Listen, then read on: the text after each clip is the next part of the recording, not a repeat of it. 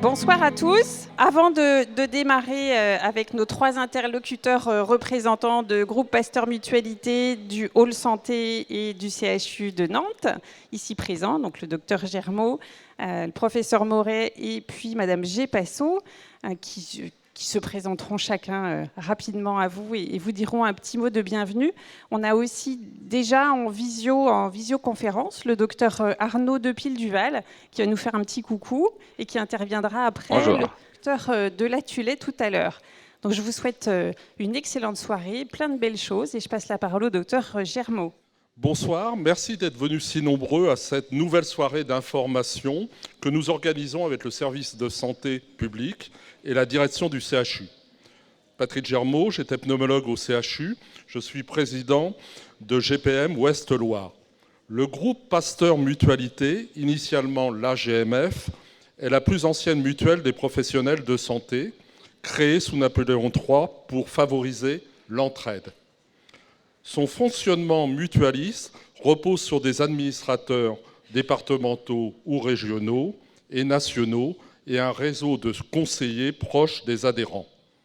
Ce fonctionnement de proximité permet d'adapter et de faire évoluer ces produits de prévoyance, d'assurance, de prévention.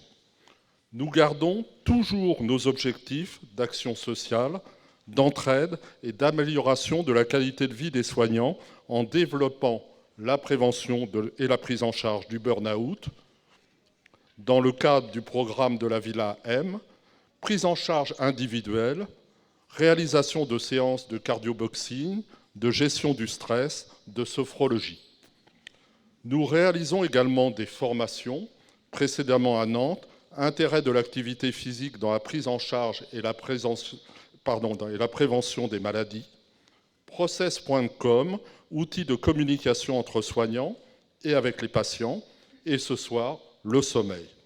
Je voudrais sincèrement remercier pour la qualité de ce partenariat et l'organisation de ce colloque, le service de santé publique et la direction du CHU, particulièrement Madame le professeur Léla Moret, Madame le docteur Bérangine Barrault, Madame Agnès Granero, Nathalie Henry, Madame Laurence Gépasso, directeur général adjoint, ici présente, et Monsieur Philippe Elzahir, directeur général. Les intervenants, Madame le docteur Sylvie Latuleil, Monsieur le docteur Arnaud Depille-Duval, Madame Nadis Paris, Madame Marie Labadie, et je prie de l'excuser qu'on ait dû faire sa conférence sur l'auto-hypnose dans cette salle un peu brillante, et Madame Nathalie Denis. Et bien sûr, Fabienne Mignot d'Auvergne, que vous venez de voir, directrice nord-ouest des projets et du plan de stratégie. On vous demandera bien sûr de répondre à votre avis de satisfaction, mais surtout n'hésitez pas, si vous voulez de nouvelles conférences sur l'auto-hypnose, sur le sommeil ou d'autres sujets sur la sophrologie. Je vous remercie.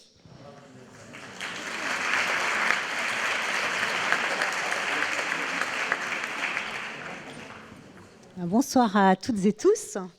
Moi aussi, je vous remercie d'être venus si nombreux pour cette soirée qui est organisée dans le cadre de la 3e semaine de la promotion de la santé au CHU et un petit peu au sein du GHT 44. Alors, un grand merci à vous tous d'être là parce que c'est super de voir que la salle est pleine. Un grand merci, bien sûr, à Fabienne Mignot, à Patrick Germaud du groupe Pasteur Mutualité, sans lesquels cette soirée n'aurait pas pu avoir lieu. Merci aux intervenants et puis merci aux membres de la direction du CHU qui nous soutiennent quand même dans toutes ces actions. Alors, moi, je suis Léla Moret, je suis médecin de santé publique. Je suis responsable du service de santé publique au CHU et depuis quelques années, on développe ce concept de développer la promotion de la santé à la fois pour les professionnels, pour les patients et sans doute de plus en plus vers la communauté du territoire. Donc on a essayé de concrétiser ça au sein d'une structure qu'on appelle le Hall Santé. Et cette structure a vraiment vocation à incarner l'engagement du CHU dans la démarche qu'on appelle lieu de santé, promoteur de santé. Le CHU a été labellisé avec ce label lieu de santé, promoteur de santé en 2019.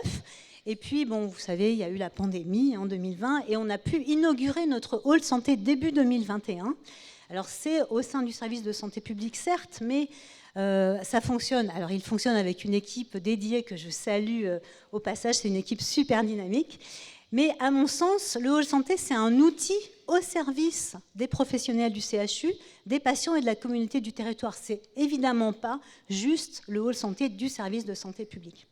Alors comme chaque année, un des événements, et notre événement phare, c'est quand même la semaine de la promotion de la santé. Cette année, c'est la 3e édition. Et cette année, on a voulu valoriser la richesse des actions et des activités de prévention et de promotion de la santé qui sont proposées par les équipes du CHU. Ce qui fait que cette année, on a construit le programme avec les équipes et il y a au moins 40 professionnels qui vont animer tout au long de la semaine. Ça a commencé aujourd'hui, ce matin, près de 30 ateliers en fait, ou stands cette semaine. Vous avez vu qu'il y a eu aussi le lancement du quiz et du jeu concours. Et ce soir, à 18h, il y avait déjà pratiquement 900 personnes qui avaient répondu, ce qui est énorme. Et on s'est rendu compte aussi que très vite, eh bien, tout le monde s'est inscrit à la fois à cette soirée, comme on peut le voir ce soir, mais à tous les ateliers. Ils sont quasi tous pleins. Donc ça nous conforte aussi dans l'intérêt que vous portez aux actions que nous proposons. Alors juste un petit mot pour terminer sur les perspectives. Évidemment, nous, on souhaite continuer à développer nos activités en recueillant bien sûr vos besoins, en pérennisant nos actions, c'est-à-dire arrêter de faire peut-être juste une soirée ou une action one-shot, mais essayer de pérenniser pour améliorer la santé des professionnels, des patients, etc. Et en renforçant nos compétences, on s'est rendu compte qu'il y avait certainement d'autres compétences qu'on pouvait mobiliser. Et puis, d'autre part, on voudrait, et on a commencé, à élargir les missions du hall santé à tous les établissements du GHT 44. L'idée, c'est de faire un territoire promoteur de santé en partageant les pratiques et les ressources. Et ces derniers mois, on a pu rencontrer plusieurs établissements. On a essayé avec eux de recueillir leurs besoins, leurs envies, etc., leurs attentes. Et on a commencé à envisager des modalités de collaboration. Et puis, ça tombe bien, il se trouve qu'il y a tous les travaux du nouveau projet médico-soignant partagé qui est en cours d'élaboration et que je suis en charge d'animer un des groupes, des axes transversaux de ce PMSP qui s'appelait Offre de soins publics globale et le groupe de travail a souhaité le renommer, on l'a renommé Territoire promoteur de santé. Et ça va permettre certainement de jeter les bases d'une structuration territoriale de prévention et de promotion de la santé. Donc vous voyez, on a beaucoup de projets, mais c'est aussi grâce à vous tous et grâce à tous les partenaires qu'on espère pouvoir les réaliser dans les prochaines années. Donc je vous souhaite à tous et tous une excellente soirée.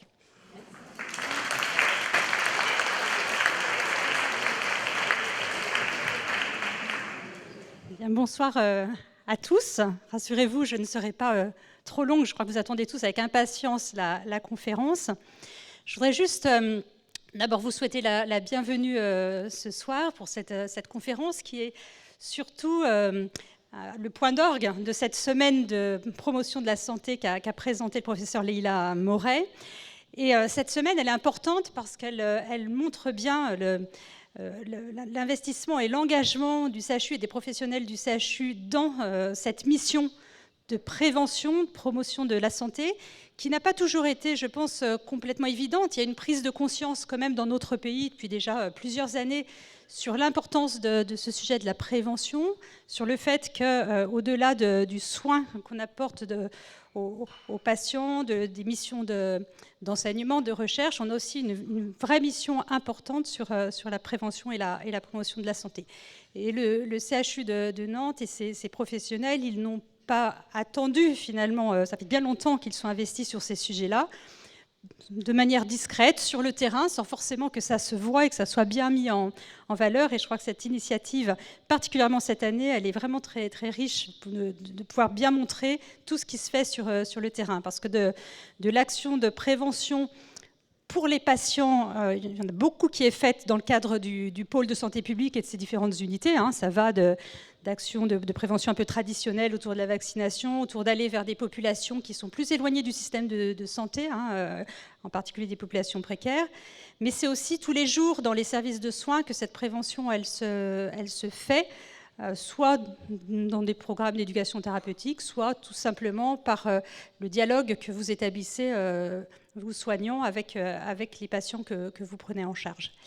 L'autre élément qui me paraît important dans cette semaine de promotion de la santé et dans le partenariat aussi qui permet de le réaliser avec le groupement Pasteur Mutualité, c'est de montrer le lien très fort qui existe entre la prévention et la qualité de vie au travail. Parce que finalement, faire de la prévention et de la promotion pour les patients, c'est important et c'est au cœur des missions, comme je viens de le dire. Mais c'est aussi extrêmement important de considérer que la prévention et la promotion de la santé, ça concerne aussi l'ensemble des professionnels des établissements de santé. Et que finalement, à côté des patients et de la population d'un territoire, la cible aussi de ces actions, c'est chacun d'entre vous.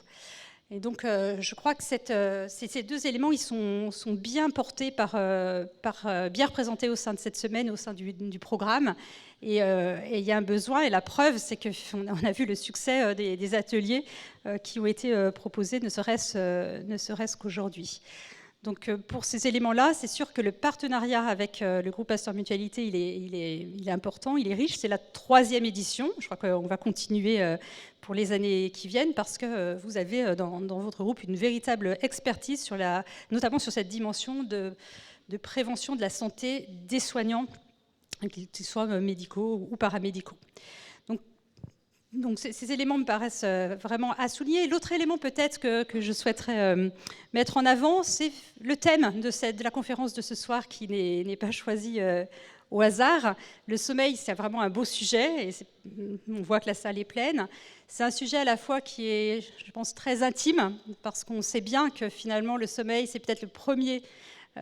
notre sommeil, c'est la première victime des moments où on est plus stressé, plus tendu, où l'équilibre entre la vie personnelle et la vie professionnelle est peut-être un peu bousculé, un peu mis à mal. Mais c'est aussi à l'hôpital un sujet collectif, parce qu'on est finalement à l'hôpital peut-être un des derniers lieux, pas le dernier, mais quand même un des derniers lieux où le travail, c'est 24 heures sur 24, où on n'éteint jamais la lumière et où beaucoup de professionnels dans différents métiers sont concernés par le travail la nuit. Et on sait que dans notre société, c'est quand même, ça ne va pas de soi. Ça ne va pas de soi et qu'en plus, le lien avec le sommeil, la qualité du sommeil, il est quand même réel et c'est une vraie préoccupation. Donc très très beau sujet, on est très impatients d'écouter cette conférence et les retours d'expérience qui vont suivre. Et on espère avoir aussi plein d'autres beaux sujets à dérouler dans les jours qui vont suivre et les années qui vont suivre, parce que ce n'est qu'un début, avec la belle énergie donc, du pôle de santé publique, que je remercie pour son investissement dans la préparation de cet événement, ainsi que toutes les personnes qui ont contribué au sein de l'établissement. Très bonne soirée à vous.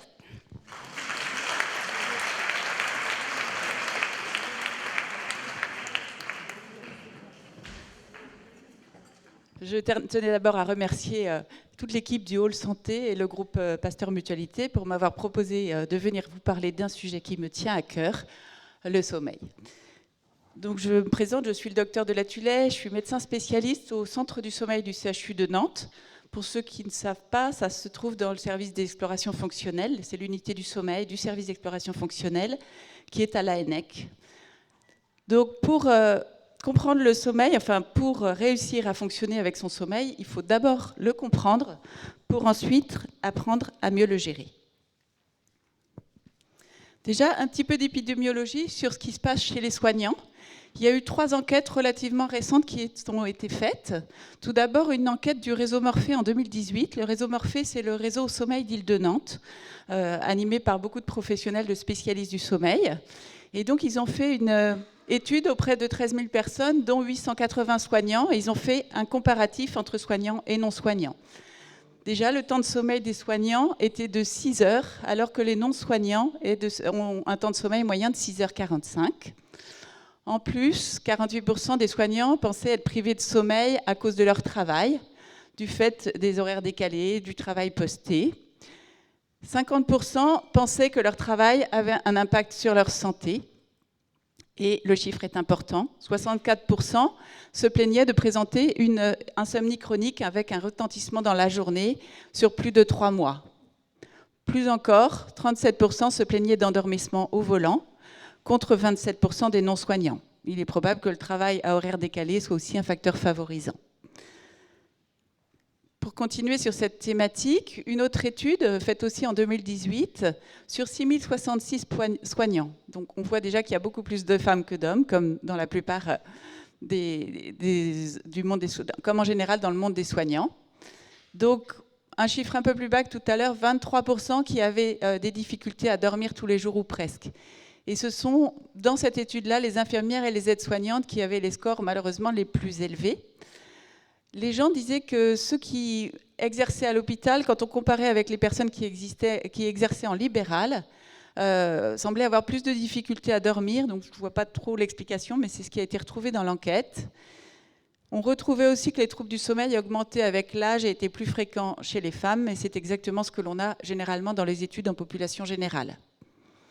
Et, bien ennuyeux, mais c'est plus facile quand on les a sous la main, il y avait plus de somnifères chez les infirmiers et les aides-soignants que chez les autres soignants et que dans la population générale.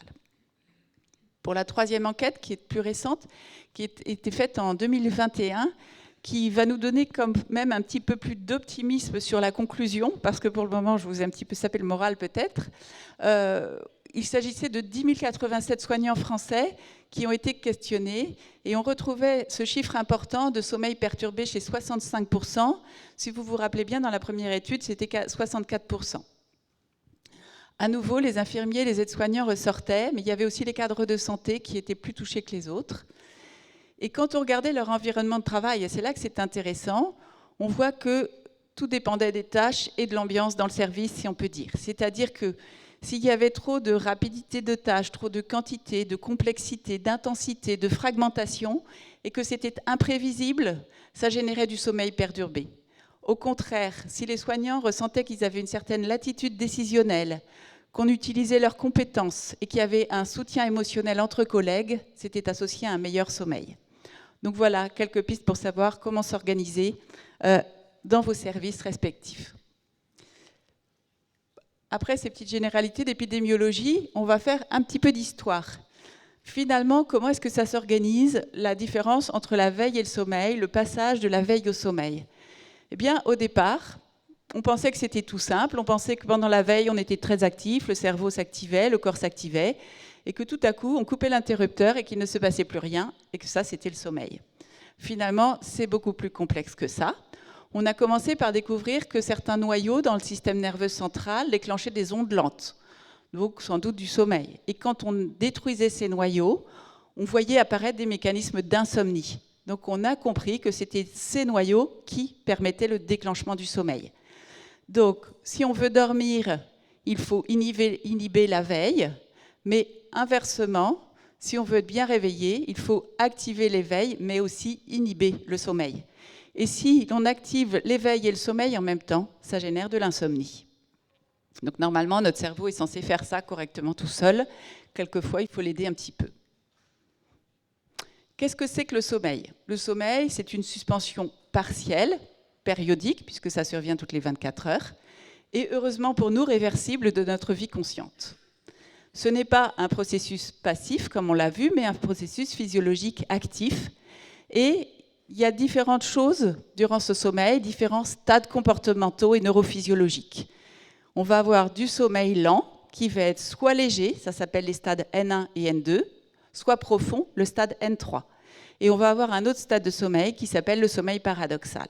Et je vais vous expliquer ça un peu plus en détail ensuite. Est-ce que le sommeil est indispensable? Après tout, ça nous arrangerait tous bien de ne pas avoir besoin de dormir autant pour pouvoir faire beaucoup plus de choses dans notre vie. Finalement, on se rend compte que quand on dort 8 heures par jour, ça fait à peu près un tiers de notre vie. Donc ça doit bien servir à quelque chose quand même. Les besoins de sommeil, vous avez tous remarqué que quand vous manquez de sommeil, quand vous n'avez pas de sommeil, vous êtes somnolent et que petit à petit, vous avez un besoin irrépressible de dormir. Alors, on a dit qu'on allait faire des expériences. Les premières expériences ont été faites surtout chez les animaux et on a bien fait. Pourquoi ? parce que si vous prenez le rat, on le prive de sommeil, il meurt en 10 à 20 jours. Heureusement qu'on n'a pas fait ça chez l'homme. Mais chez l'homme, on a donc fait des privations incomplètes de sommeil, ou pas trop prolongées, mais certaines sont assez prolongées. Et on s'est rendu compte qu'on déclenchait à la fois des perturbations physiologiques, mais aussi des perturbations comportementales. Donc, a priori, le sommeil doit quand même servir à quelque chose. À quoi sert-il ? Vous avez sans doute remarqué quand vous faites du sport que vous êtes fatigué. Vous êtes fatigué, mais si vous vous arrêtez de faire du sport, que vous vous posez, que vous faites des choses tranquilles, vous allez récupérer. Donc, il y a une récupération physique possible sans sommeil. Ça, c'est la fatigue. En revanche, la somnolence, c'est quand on a envie de dormir et qu'on a absolument besoin de dormir pour récupérer. Pourquoi ? Parce qu'il y a à la fois une récupération physique durant le sommeil, mais aussi intellectuelle, cognitive. Si on reprend les différents types de sommeil dont je vous ai parlé tout à l'heure, le sommeil lent d'un côté, le sommeil paradoxal, les études, la recherche actuellement, pensent que le sommeil lent sert surtout à une restauration métabolique de l'organisme, un repos du cortex cérébral, une conservation de l'énergie puisqu'on est très peu actif pendant le sommeil lent, et quand même des processus mnésiques. Au départ, on pensait que la mémoire ne travaillait que pendant le sommeil du rêve, le sommeil paradoxal, mais finalement, la mémoire travaille dans tous les types de sommeil, sommeil lent et sommeil paradoxal. Ce sommeil paradoxal, à quoi sert-il ? Eh bien, il est très important au niveau de notre plasticité cérébrale. Il stimule notre développement, il nous aide à consolider notre mémoire et même notre individuation, notre personnalité. Donc c'est un sommeil très très important sur le plan cognitif, avec remise à niveau, j'allais dire, des synapses entre les neurones toute la nuit. Là, on va passer assez vite parce que je pense que c'est quelque chose de relativement complexe, mais on a fait beaucoup d'études pour comprendre comment fonctionnait le sommeil. Je vous ai dit que pour activer le sommeil, il fallait arrêter l'éveil, et inversement, pour arrêter l'éveil, il fallait activer le sommeil. Et quand on a commencé à chercher ce qui se passait au niveau cérébral, on s'est rendu compte que c'était très complexe. D'ailleurs, on n'a pas encore tout compris, mais la recherche continue activement dans ce domaine et c'est passionnant. Donc, vous avez déjà de nombreux neurotransmetteurs qui agissent sur notre éveil. Ce sont des substances dont vous avez peut-être déjà entendu les noms, noradrénaline, histamine, sérotonine, acétylcholine, et un relativement nouveau, l'hypocrétine, qui a été découvert dans les années 2000 et qui a une place très importante dans une maladie qui s'appelle la narcolepsie, et qui est une maladie où on dort beaucoup et qui est une maladie de la somnolence. Donc, parce que les narcoleptiques n'ont plus d'hypocrétine pour la plupart. Donc, on a toutes les substances qui activent l'éveil, qui vont interagir entre elles. Donc, les différentes substances vont avoir tendance à s'activer entre elles, vont aller activer le thalamus et générer une activation corticale, ce qui fait que notre cerveau va tourner rapidement. On va penser à toute vitesse pendant la journée. Ensuite, d'autres neurotransmetteurs qui vont agir pendant le sommeil. Pendant le sommeil lent, il s'agira surtout du GABA et de l'adénosine. L'adénosine, je vous en parlerai tout à l'heure en disant c'est ce qui va préparer la venue du sommeil pendant notre journée. Et le GABA, qui est une substance qui nous fait dormir. Et d'ailleurs, il y en a beaucoup dans les benzodiazépines, par exemple, les hypnotiques agissent en jouant sur notre GABA. Mais finalement, les médicaments, ils agissent sur certaines de ces substances, mais pas sur toutes. Et ils ne font jamais aussi bien que ce que sait faire notre cerveau. Ce qui explique que quand on prend des médicaments pour dormir, si on en prend tous les jours, au bout de 2 ou 3 mois, ça ne fonctionne plus sur le sommeil. Et d'ailleurs, les gens qui prennent des médicaments depuis 10 ans ou 20 ans pour dormir et qui pensent que ça les fait dormir, ça veut dire qu'ils sont quand même redevenus, qu'ils dorment par eux-mêmes et qu'en réalité, ce ne sont plus les médicaments qui les font dormir. Donc, le GABA et l'adénosine vont agir au niveau des différents noyaux du cerveau pour annuler, quand c'est en pointillé, annuler les différentes zones qui favorisent l'éveil et agir au niveau du thalamus pour générer une boucle de synchronisation corticale. Ça veut dire qu'au niveau de notre cortex, le cerveau va se ralentir, il va y avoir des ondes lentes qui vont nous permettre de récupérer. Le sommeil paradoxal, plus compliqué encore. on a trouvé que certaines substances qui faisaient dormir allaient quand même agir aussi sur le sommeil paradoxal, mais de façon différente, comme le GABA, et puis d'autres substances comme l'hormone de mélanoconcentration, le glutamate, la glycine. Et là, on va avoir des interactions positives et négatives entre les différents noyaux gris centraux pour agir sur le sommeil avec, d'une part, à nouveau une activation au niveau cortical comme pendant la veille, parce qu'en fait, notre cerveau se réveille pendant notre sommeil paradoxal, il va penser, ça va être le rêve, ça va être beaucoup de travail de mémorisation. Et inversement, on va avoir une action sur les motoneurones spinaux de la colonne vertébrale, de la moelle épinière, pardon, et qui vont générer une atonie musculaire. Pendant le sommeil du rêve, on va être quasiment paralysé. Donc le corps se repose, mais le cerveau travaille pendant le sommeil paradoxal. Quand tout va bien, parce qu'il y a certaines maladies où on perd l'atonie musculaire, que vous avez ici, on ne va plus être paralysé pendant qu'on rêve, et ça va donner des gens qui vont vivre leurs rêves, ce qui est problématique, puisqu'ils vont pouvoir être violents pendant leur sommeil ou des choses comme ça. Et on retrouve ça très fréquemment chez les gens qui ont une maladie de Parkinson, donc ça ouvre beaucoup de portes à la recherche. Donc on a dit que le sommeil était indispensable, et donc quand on manque de sommeil, ça a des conséquences à long terme, et ensuite on verra les conséquences à court terme d'abord, et on verra ensuite les conséquences à long terme. Les conséquences à court terme, vous le savez tous, c'est la somnolence.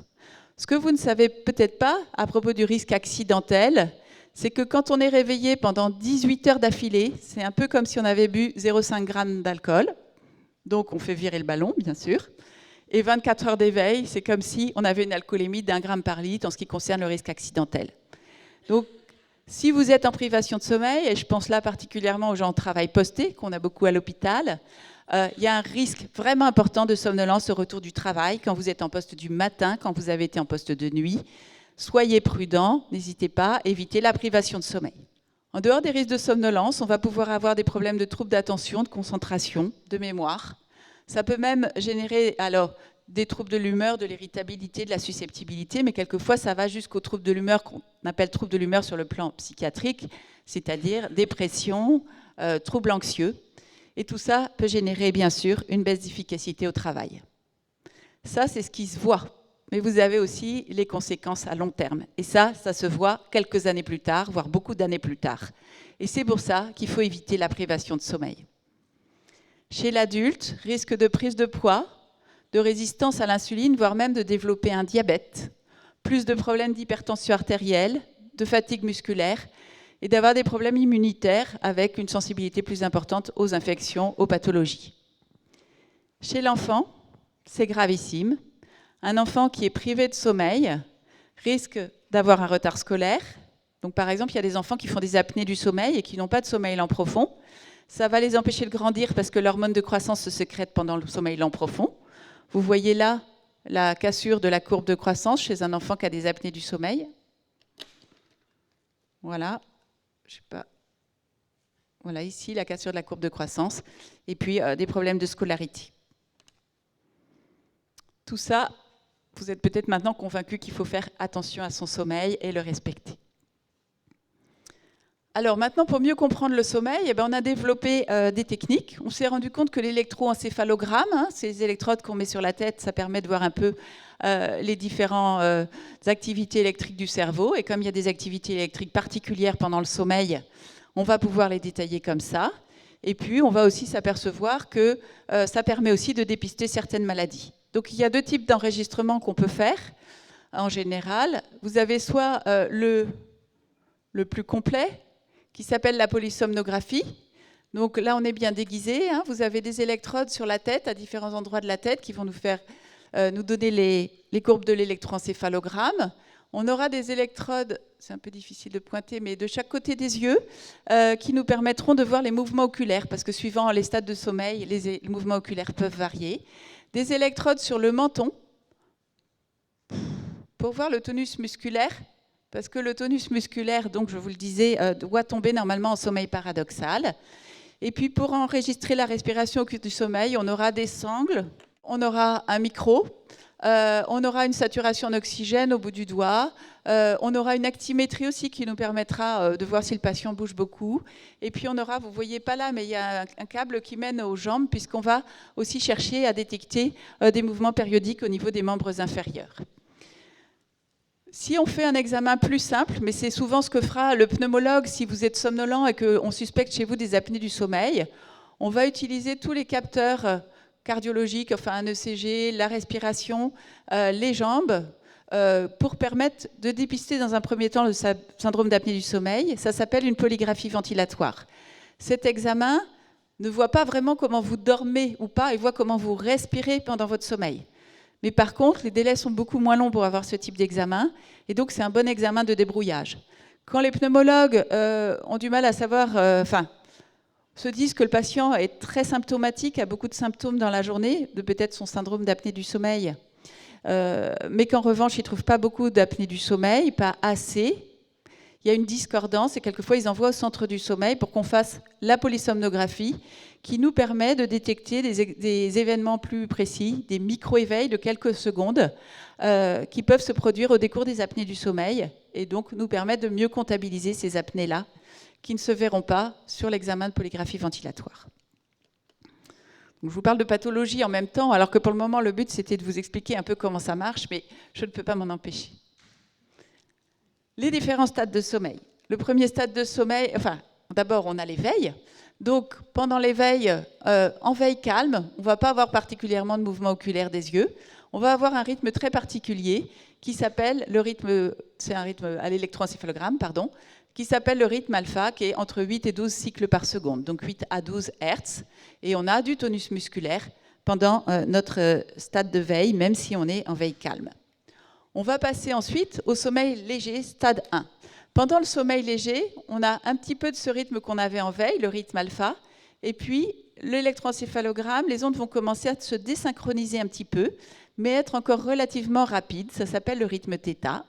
On va avoir des mouvements oculaires lents qui apparaissent, voilà, ils ne sont pas très faciles à voir, et on va avoir toujours du tonus musculaire. On va passer ensuite en stade N2. En stade N2, vous avez toujours, il n'y a pas de mouvement oculaire particulier, mais vous allez avoir en stade N2 apparaître des figures très spécifiques que sont les fuseaux de sommeil, on les voit mieux ici, et des complexes K, qui sont ça ressemble un petit peu à une onde lente, mais ce n'est pas une onde lente, c'est un complexe K, qui sont spécifiques, ces deux figures, fuseaux et complexe K, du stade N2 de sommeil lent léger. Donc, quand on est en stade N2, quand le médecin interprète l'examen, il est sûr que le patient est en stade N2. Mais les patients, quelquefois, peuvent avoir l'impression de ne pas dormir dans ce stade de sommeil lent léger, parce que dans ce stade de sommeil, on est quand même capable d'être connecté à la réalité et de percevoir les bruits autour de soi. Et ça, c'est important de savoir que dans certains stades de sommeil, si on fait trop attention à son environnement, on a l'impression de ne pas dormir alors qu'on dort. On va passer ensuite au sommeil lent profond. Alors là, tout se ralentit. Sur l'électrocéphalogramme, on va voir apparaître de grandes ondes lentes qui s'appellent du delta. Alors, il n'y a pas de mouvement oculaire sur les yeux, mais il se trouve que les électrodes du front ne sont pas... les ondes lentes sont surtout au niveau frontal, et donc ça retentit un petit peu sur les mouvements oculaires, mais il n'y a pas de mouvement oculaire, en fait, en sommeil lent profond. Et puis, ce sommeil paradoxal dont je vous ai parlé tout à l'heure, ce sommeil où on rêve beaucoup, ce sommeil où notre cerveau travaille, eh bien vous allez voir réapparaître des rythmes très rapides qui ressemblent à des rythmes de veille. Mais la différence, c'est que le patient dort dans cette période, qu'il a des mouvements oculaires rapides. On s'est d'ailleurs demandé si les yeux suivaient les rêves, mais finalement on n'a pas encore la réponse à cette question, puisque les yeux se promènent en tous sens pendant que le patient dort et rêve. Et on va avoir donc cette chute totale du tonus musculaire. Donc on est quasiment paralysé quand on dort en sommeil paradoxal.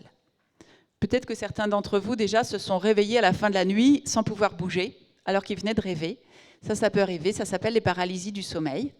Ça existe dans 10% de la population normale, mais ça existe aussi très fréquemment dans certaines maladies de la somnolence comme la narcolepsie. Le sommeil normal. Alors, il y a des choses importantes, mais il y a une chose très importante. C'est de savoir que dans le sommeil normal, quand on est jeune, on est réveillé 3 à 5% du temps. Et quand on atteint 60 ans, on est réveillé 10 à 15% du temps. J'ai eu des questions tout à l'heure en disant est-ce que c'est normal de se réveiller quand on prend un peu d'âge? Eh bien oui, hein, parce que 10%, j'ai fait le calcul, 10% d'une nuit de 8 heures, c'est 48 minutes. Donc c'est normal, quand on dort 8 heures par nuit, de se réveiller 48 minutes pendant sa nuit si on a 60 ans. Donc peut-être que certains d'entre vous seront déjà rassurés. Le sommeil léger, stade N1 et stade N2, fait à peu près 50% de nos nuits. C'est un sommeil où on entend ce qui se passe autour de nous. Le sommeil N3, le sommeil profond, c'est à peu près un quart de la nuit. Et le sommeil du rêve, alors REM, ça veut dire Rapid Eye Movement, donc c'est les mouvements oculaires rapides, le sommeil paradoxal, un mouvement oculaire rapide, à peu près un quart de la nuit aussi. Comment est-ce qu'on représente ces différents stades de sommeil? On va faire une représentation qui s'appelle un hypnogramme. C'est une représentation sur une nuit. Vous voyez, on part de 23h jusqu'à 7h du matin, par exemple. Vous allez avoir, tout en haut, ce sera le niveau de l'éveil, le niveau du sommeil paradoxal, des stades N1, N2 et N3 pour le sommeil lent profond. Ça, ce serait l'hypnogramme idéal, avec beaucoup de sommeil profond en début de nuit, un passage avec plus de sommeil léger et de sommeil paradoxal en deuxième partie de nuit. C'est quand même du sommeil normal, mais dans la vraie vie, si je vous montre un hypnogramme d'un patient pas malade, hein, mais enfin, il se trouve qu'il n'avait pas de pathologie, mais qu'on enregistre dans nos centres du sommeil quand les gens sont sans pathologie, on a quand même beaucoup de retours à l'éveil, comme je vous le disais à la diapo précédente. Donc c'est normal de se réveiller la nuit au cours du sommeil. Et le sommeil n'est pas aussi parfait que ça. Il y a des petits retours là, du stade 3 au stade 2, par exemple, au cours du sommeil. Et quelquefois, un tout petit peu de récupération de sommeil profond à la fin. Mais globalement, on va avoir beaucoup plus de sommeil profond en première partie de nuit et beaucoup plus de sommeil paradoxal et de sommeil léger en deuxième partie de nuit. Un cycle de sommeil, c'est quand on fait du sommeil lent, léger et ou profond, et du sommeil paradoxal. Donc ici, par exemple, vous avez 1, 2, 3, 4 cycles de sommeil. En moyenne, les gens font environ 3 à 5 cycles par nuit et un cycle dure environ 1h30. Qu'est-ce que c'est un cycle de sommeil et qu'est-ce qui s'y passe justement? En général, on va s'endormir, on va passer en sommeil très léger, N1. On est un peu somnolent, en contact avec la réalité. On peut même reconnaître les bruits que l'on a autour de soi. On va ensuite aller en sommeil léger N2. On perçoit les bruits, mais on est un peu déconnecté du monde extérieur. En sommeil N3, les sommeils qu'on appelait N3 et 4 avant sommeil profond et très profond, on perd contact avec la réalité, on est totalement coupé du monde. C'est là qu'on récupère le plus physiquement. Et dans le sommeil paradoxal, là où on rêve le plus, on va mémoriser tout ce qui se passe et on est déconnecté de la réalité, mais le réveil peut être quand même assez pénible. Et à la fin d'un cycle de sommeil, c'est fréquent de se réveiller, même d'ailleurs quelquefois pendant les cycles de sommeil.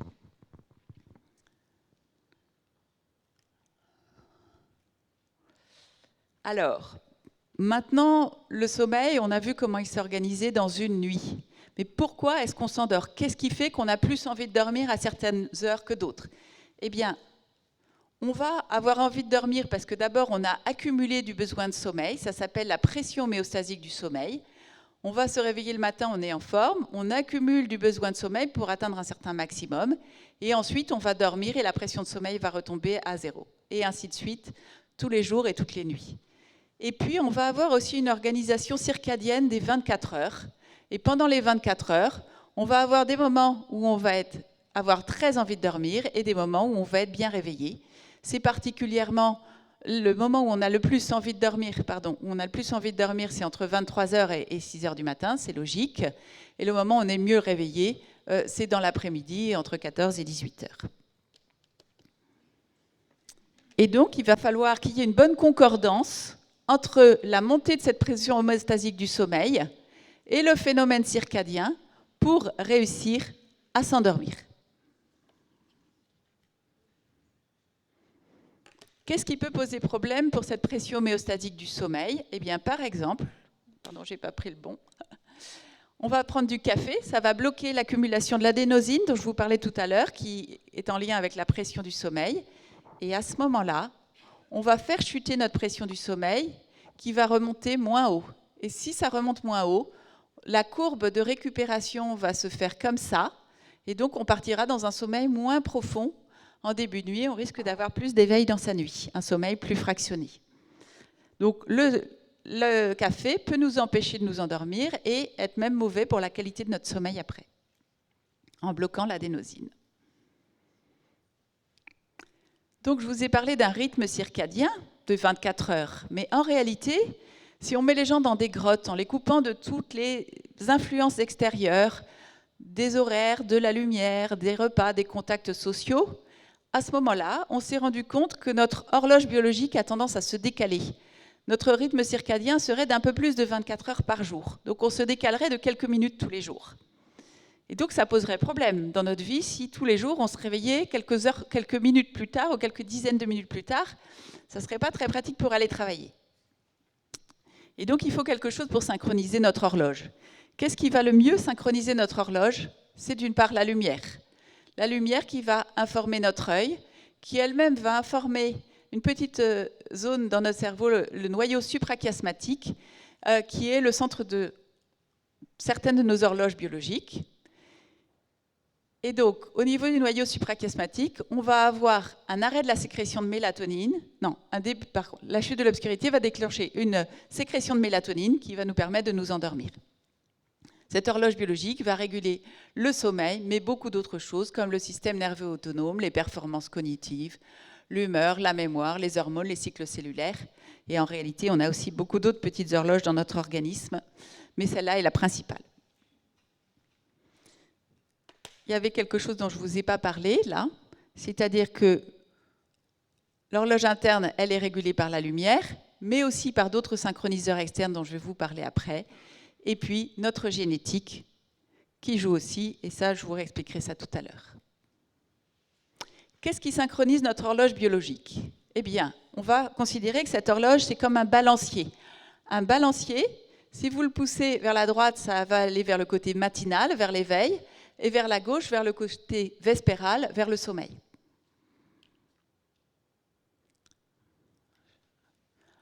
Si vous voulez être bien réveillé pour le jour, vous allez activer la lumière, faire de l'activité physique, avoir des repas, des contacts sociaux. Ça va aider votre horloge à se synchroniser pour que vous soyez bien réveillé. Et donc, si vous voulez bien dormir, et c'est là qu'on en vient à quelque chose d'important, il va falloir faire tout l'inverse. L'inverse, ça veut dire être dans l'obscurité. Pour dormir, c'est mieux. Éviter les activités physiques et intellectuelles, les contacts sociaux, les repas, bien entendu, et avoir un lieu où on va être coupé de tout ça, qui sera le lit. Et donc, là, ça va permettre que vous dormiez mieux. Si vous êtes dans votre lit en ayant des activités physiques ou intellectuelles, c'est-à-dire en restant réveillé longtemps dans votre lit, ça va vous empêcher de dormir. Les activités physiques, il y a seulement les câlins qui sont quelque chose qui détend bien. Et comme vous l'avez vu, en faisant vos ateliers d'hypnose, de relaxation, de sophrologie, plus on est détendu, mieux on dort. Donc c'est la seule activité physique autorisée pour être compatible avec le sommeil.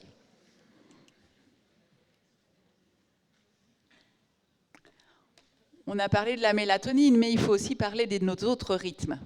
Vous avez donc ici le rythme de notre vigilance et là les nuits avec le sommeil. Vous avez peut-être constaté que le soir, vous avez un petit peu froid à l'heure d'aller vous coucher. Surtout, évitez dans ce cas-là de mettre un pull et allez plutôt vous coucher. Parce qu'en réalité, c'est normal, notre température baisse le soir et nous avons besoin de cette baisse de la température pour nous endormir. C'est normal de se refroidir le soir. Avec une petite nuance pour les pieds, pour ceux qui ont pris les règles d'hygiène de sommeil sur la table tout à l'heure, mais je vous expliquerai ça tout à l'heure. Donc, il faut avoir froid pour s'endormir. Donc, si vous faites du sport le soir, si vous prenez une douche chaude le soir, vous risquez aussi de faire remonter votre température et de vous empêcher de vous endormir. Vous aviez sans doute entendu parler de ces règles d'hygiène de sommeil. Et puis, vous avez une hormone qui s'appelle le cortisol, que sécrète notre organisme. Et le cortisol a à la fois un effet très anti-inflammatoire, mais c'est aussi l'hormone du stress. Et vous voyez que cette hormone du stress, elle est censée baisser le soir. Et malheureusement, quelquefois, nos activités du soir génèrent du stress. Et donc, si on fait grimper notre cortisol, on va aussi générer des difficultés d'endormissement. On n'est pas tous tout à fait pareils devant le sommeil. Il n'y a qu'à voir la différence entre l'âne et le chat. Donc, vous voyez, 3 heures de sommeil pour l'âne et 14 pour le chat, presque 15. Chez l'homme, on est un petit peu dans la moyenne, mais on n'est quand même pas tous pareils entre hommes. Il y a d'abord la typologie, mes besoins de sommeil. Qu'est-ce que je suis? Est-ce que je suis un court dormeur, moins de 6 heures de besoin de sommeil par nuit? C'est 23% de la population. Un moyen dormeur, entre 6h30 et 9h par nuit, ou un long dormeur, plus de 9 heures par nuit, 13% de la population quand même. Et ceux-là, ils viennent nous consulter pour somnolence. Parce qu'en fait, ils n'y arrivent pas. C'est difficile quand même. Là, après, il faut faire la part des choses entre est-ce que c'est normal ou est-ce que c'est une hypersomnie, des maladies dont on s'occupe. Mais jusqu'à 10h30, 11 heures de sommeil par 24 heures de besoin, ça reste dans la norme. Donc, on a ces différentes typologies-là. Et puis, ce qui peut rassurer un petit peu les courts dormeurs, c'est que si on regarde les durées de sommeil lent profond, donc là vous avez les longs dormeurs en bleu, en jaune les moyens dormeurs et en rouge les courts dormeurs. Quand on étudie les quantités de sommeil lent profond, ce sont les mêmes pour les 3 stades, enfin pour les 3 typologies. Le sommeil paradoxal est à peu près le même en pourcentage pour les 3 typologies. En revanche, les longs dormeurs, et on n'a pas encore trouvé pourquoi, ont besoin de beaucoup plus de sommeil lent profond, de sommeil lent léger. Mais si on les prive, parce que vous voyez, c'est le stade N1, N2 qui est beaucoup plus important. Si on les prive de ce sommeil lent léger, ils vont avoir un retentissement dans la journée, une fatigue, enfin c'est mauvais pour eux de manquer de ce sommeil. Il y a aussi quelque chose d'important à connaître, et encore plus quand on est en travail à horaire décalé, c'est quel est mon chronotype. Le chronotype, ça veut dire est-ce que je suis vespérale, c'est-à-dire du soir, couche-tard, lève-tard. Si je suis couche-tard, lève-tard, je vais être très en forme plutôt vers 20h le soir. Je vais aller me coucher tard, plutôt vers minuit, 2h du matin, et je vais avoir du mal à me lever le matin. Ça, c'est plutôt... Alors, on est génétiquement déterminé pour ça. Je ne vous l'ai pas dit pour les longs dormeurs, etc. C'est la génétique qui détermine ça. De même que la typologie vespérale, où on verra après les autres matinales, etc. On est génétiquement déterminé, mais il y a des périodes de la vie où on a plus certaines tendances. L'adolescent a cette tendance-là, et pas seulement parce qu'il est devant les outils connectés, mais aussi à cause des hormones, des changements de la puberté. Inversement, vous avez des gens qui sont très couche-tôt, lève-tôt. Donc eux, quand vous avez envie de faire la sieste à 14h, non, eux, ils sont en pleine forme. C'est plutôt vers midi qu'ils ont un peu envie de faire la sieste. Ils vont se coucher tôt, par exemple à 20h, 21h, 22h, et ils vont se réveiller à 5 ou 6 heures du matin, quelquefois 4 heures. Coucher et lever tôt. Et puis, il y a une grande partie de la population qui est intermédiaire. Voilà, j'espère que vous êtes dans ce mode-là, parce que c'est plus facile pour tout gérer. Ce qui serait bien, c'est que les profils de chronotype vespéral puissent travailler toujours du soir, et les profils matinaux puissent travailler toujours du matin. Mais bon. Et puis, si on est court dormeur en plus, c'est encore mieux, on travaille posté. Mais on ne va pas choisir les gens en fonction de ça. Donc après, dans les services, il y a peut-être moyen de s'organiser un petit peu pour favoriser que certains aient plus le droit d'être du soir parce que ça leur convient mieux et d'autres du matin.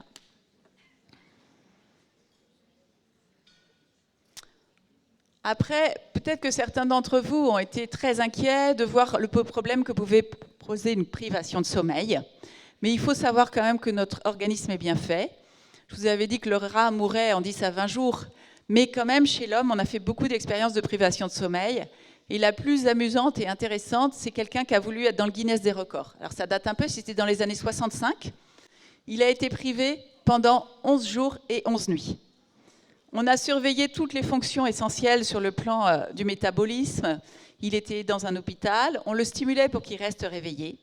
À la fin de ces 11 jours et 11 nuits, il était extrêmement somnolent, de très mauvaise humeur, et il avait même des hallucinations. Comme les navigateurs, vous avez peut-être entendu parler des navigateurs solitaires qui ont des hallucinations, lui il était comme ça. Et donc il a dit stop, je veux aller dormir. Là, il a fait 3 épisodes de 10 heures de sommeil. Je sais pas si, on ne sait pas trop si c'était le jour ou la nuit, mais il y a eu 3 fois 10 heures de sommeil. Et après, c'est 30 heures de sommeil, donc pas du tout l'équivalent de tout ce dont il avait besoin. Il avait récupéré ses capacités. Il n'était plus somnolent, n'avait plus d'hallucinations. L'humeur était tout à fait redevenue comme il était avant. Et on a donc enregistré ce sommeil de récupération. Et on a vu qu'il avait récupéré 65% de tout le sommeil profond qu'il aurait dû faire en 11 jours et 11 nuits, et 50% de tout le sommeil paradoxal. Par contre, il n'a quasiment pas fait de sommeil léger. Donc, on voit qu'en situation de survie, on va dire, on récupère le sommeil essentiel. Et ce qui est intéressant, c'est de savoir que dans ce sommeil profond et de ce sommeil du rêve, quand on est en privation de sommeil, c'est des sommeils où on se réveille beaucoup moins. On n'a pas d'éveil nocturne ou très peu d'éveil nocturne. Et donc, c'est ce sur quoi on s'est appuyé pour mettre en place des traitements dans l'insomnie, par exemple, dont je vais vous parler tout à l'heure, en se disant, si on va plus vite au sommeil profond, on va peut-être mieux dormir et retrouver confiance dans son sommeil.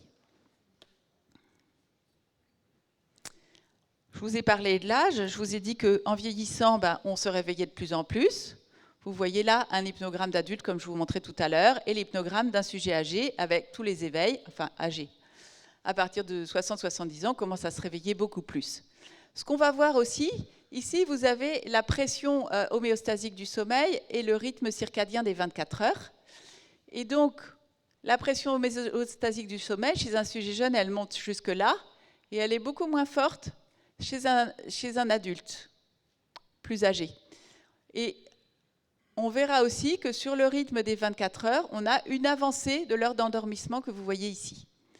Donc, en vieillissant, il y a moins de pression du sommeil, ce qui explique sans doute qu'on ait plus d'éveil et tout ça.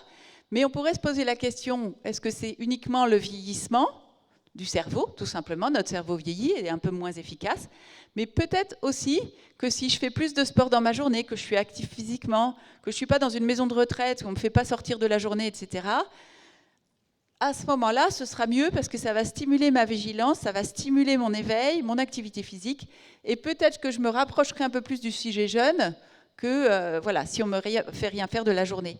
Donc, chez les gens âgés, le fait qu'ils aient un mauvais sommeil est quelquefois lié aussi à la façon dont on s'occupe d'eux ou dont on les stimule. Et maintenant, heureusement, il y a beaucoup de gens retraités qui sont encore des retraités très actifs et il faut les encourager, c'est le meilleur moyen d'avoir un bon sommeil. Malgré tout, quand on vieillit, même si on a envie de dormir plus tôt le soir, on met plus longtemps à s'endormir une fois qu'on est couché. Et quand on regarde les durées de sommeil, il y a des durées de sommeil moindres en vieillissant. Donc le problème, c'est que plus je vieillis, moins je dors, et plus je vieillis, plus je me réveille, plus je passe de temps dans mon lit. Donc, un sujet plus âgé a plus de temps d'éveil dans le lit.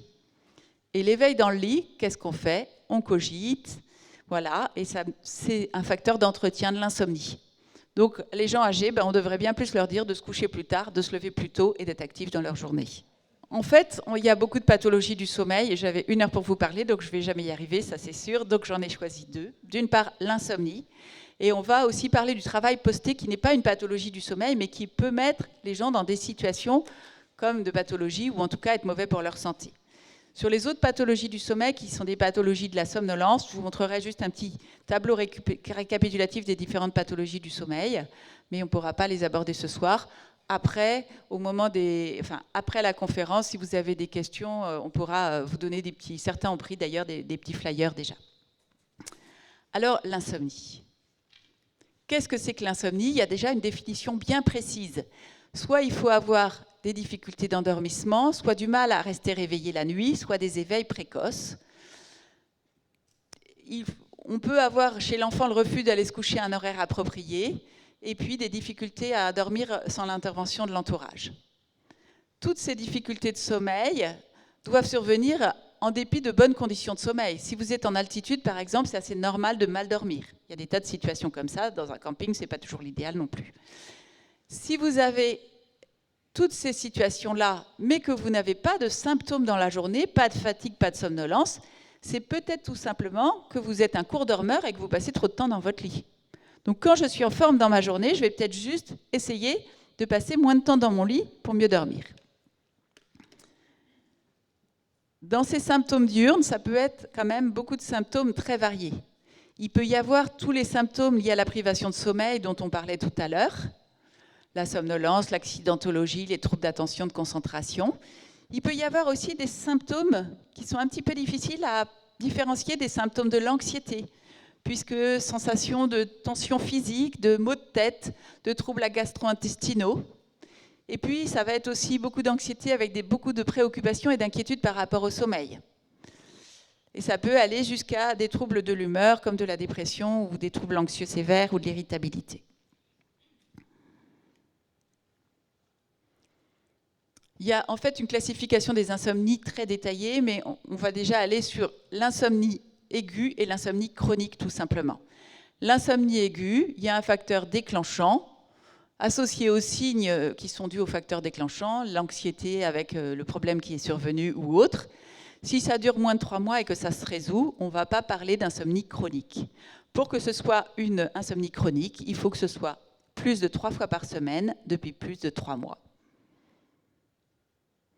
Le mécanisme du passage de l'insomnie aiguë à l'insomnie chronique. Vous allez avoir un événement déclenchant, que ce soit à titre personnel, un deuil, une difficulté, que ce soit sur le plan professionnel, problème d'emploi, une situation difficile, qui va déclencher une insomnie transitoire. En cas d'insomnie transitoire, soit le problème se règle rapidement, ça rentre à la normale, soit vous allez voir votre médecin traitant parce que vous n'arrivez pas à dormir, il vous donne pour quelques jours, en prescrivant sur l'ordonnance la baisse du médicament, il va vous donner un traitement pour dormir, mais il faut toujours avoir prévu le sevrage sur l'ordonnance pour ne pas prendre l'habitude de ces médicaments. Et ça rentre dans l'ordre, soit ça ne rentre pas dans l'ordre et vous commencez à perdre confiance dans votre sommeil. Vous n'avez pas confiance dans votre sommeil, donc vous vous inquiétez de savoir si vous allez dormir en allant vous coucher. Plus vous vous inquiétez, plus l'endormissement est difficile. Plus l'endormissement est difficile, plus votre crainte est renforcée. Et à la fin, vous voyez votre lit et ça vous réveille. Donc ça, c'est vraiment le cercle de l'insomnie pour passer de l'insomnie aiguë à l'insomnie chronique. Je suis certains d'entre vous ont un problème d'insomnie, se diront peut-être « Ah bah oui, c'est vrai, au départ, j'ai eu ça. Et puis après, ça a commencé, j'ai commencé à m'inquiéter, etc. Et petit à petit, maintenant, je vois mon lit, j'arrive plus à dormir. » Je vous ai dit qu'il y avait quand même des petites choses sur le plan génétique. Eh bien, dans l'insomnie, il y a peut-être aussi une petite prédisposition génétique.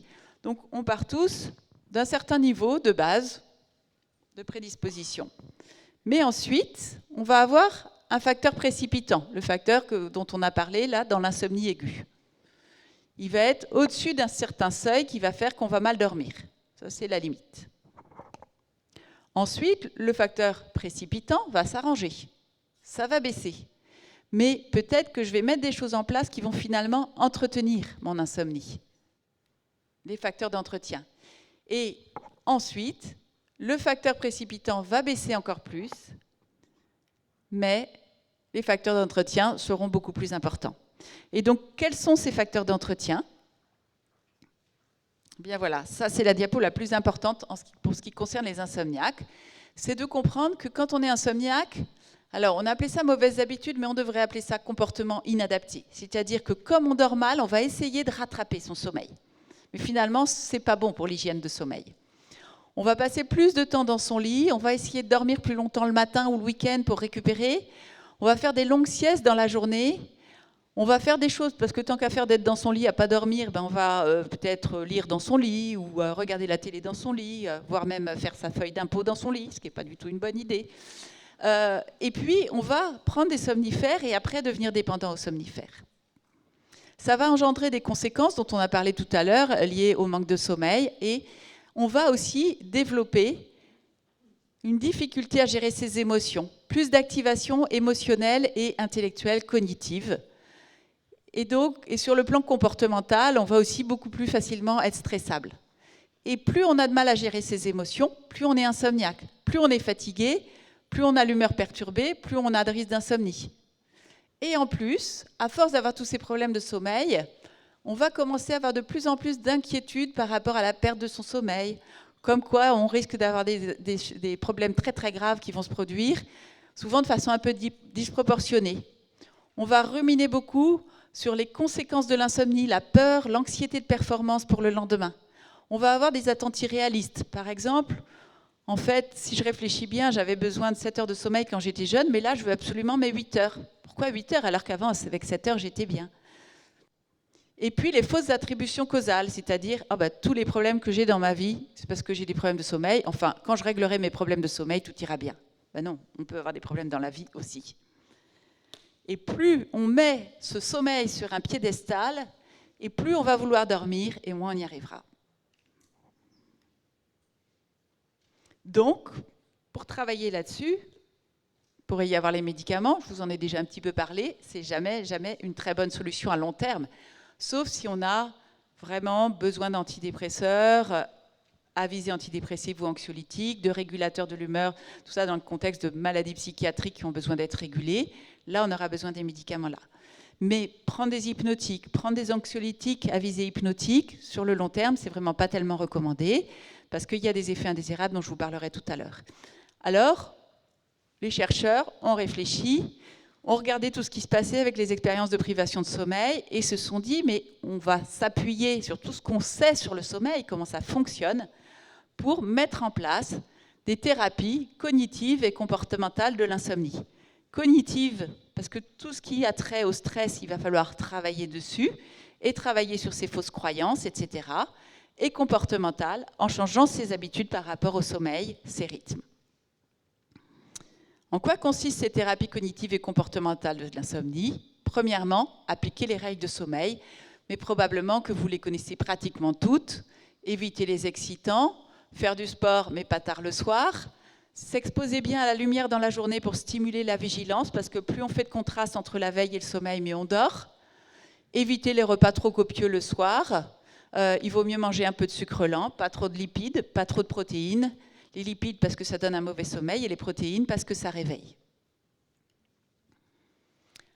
Après le dîner, on va recommander de faire des activités relaxantes. Alors, vous allez peut-être être étonnés de voir la télévision parce que beaucoup de gens disent pas d'outils connectés.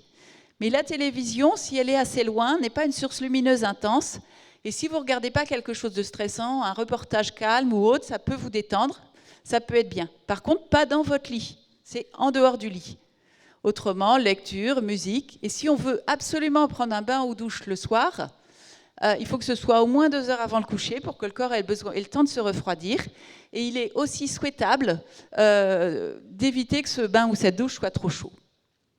Bien sûr, dans la soirée, il ne faut pas de bruit. Donc ça, si on veut dormir la nuit, ce n'est pas trop difficile, une température pas trop élevée. C'est plus compliqué pour les gens qui rattrapent le sommeil quand ils sont en poste de nuit ou en poste du matin. Dormir dans la journée, c'est un peu plus compliqué de respecter ça. On évite l'automédication. Et puis, les petites chaussettes. Alors, ce n'est pas très sexy, mais les petites chaussettes, c'est quand même très important. On a dit qu'il fallait avoir le soir relativement la température du corps qui baisse pour s'endormir. Mais si on a les pieds froids, trop froids, on ne peut pas s'endormir. Pourquoi? Parce que pour évacuer notre température corporelle, pour refroidir notre corps, on a besoin d'évacuer par les extrémités. Et le froid, ça génère une vasoconstriction au niveau des extrémités, alors qu'il faudrait que les vaisseaux soient dilatés pour pouvoir transpirer, évacuer la chaleur. D'où les petites chaussettes pour s'endormir, et puis après, quand on a bien chaud, on les retire.